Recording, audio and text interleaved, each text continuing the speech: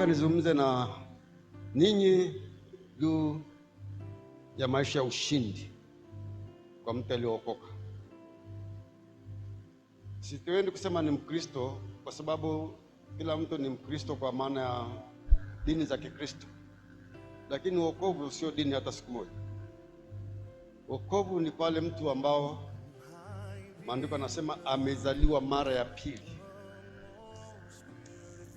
Kwa hivyo nataka kuzungumza na mtu ambaye amezaliwa mara ya pili. Maandiko yanasema bali wote waliompokea Yesu aliwapa uwezo wa kufanyika wana wa Mungu. Kwa hivyo nazungumza na wana wa Mungu. Sasa pamoja na kuwa na mwana wa Mungu, lazima uishi maisha ya ushindi. Andiko la kutuongoza, tutakuwa na maandiko ya kutuongoza zaidi lakini andiko la kutuongoza hapa ni Warumi 8:37. Kama hujakariri ile andiko, taomba ulikariri.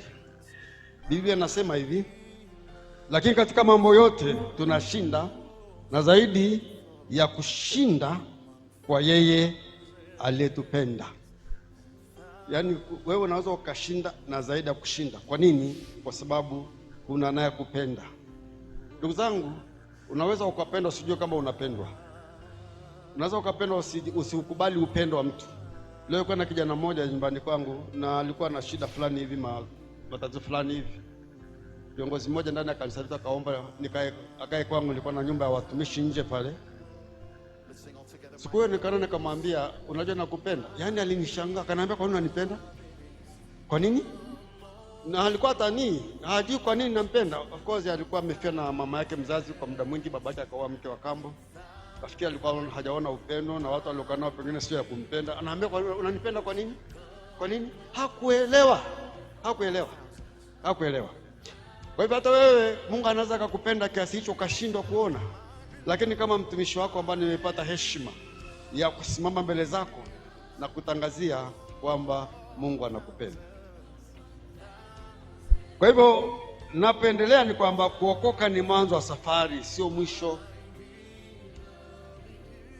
Watu wengi wanaokoka lakini bado wanaishi katika kushindwa na hofu, katika hofu na dhambi. Kuna watu waliokoka na hawa ndio kikwazo kweli watu kuokoka.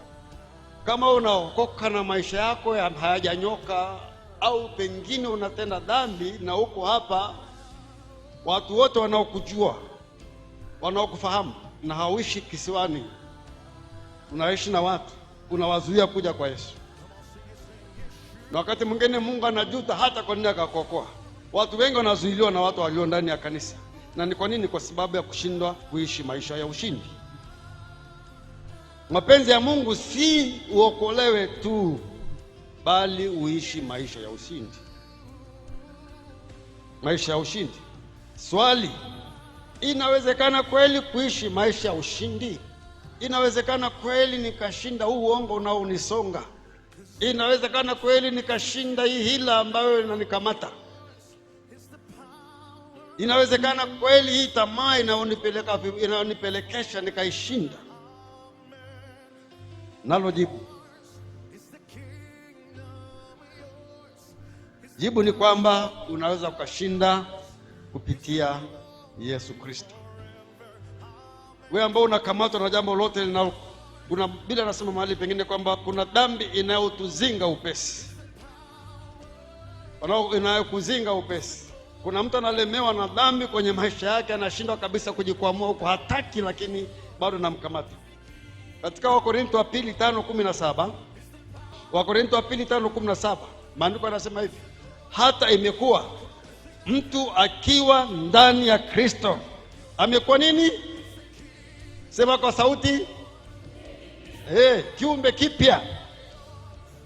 Wewe uliokoka sio yule wa zamani. Wewe ni kiumbe kipya. Nani kumebadilika? Nguvu ya Mungu inapokuja, na tuliposema na mapema kwamba unapokea yani wote wale mkubali aliwapa uwezo wa kufanyika mwana wa Mungu.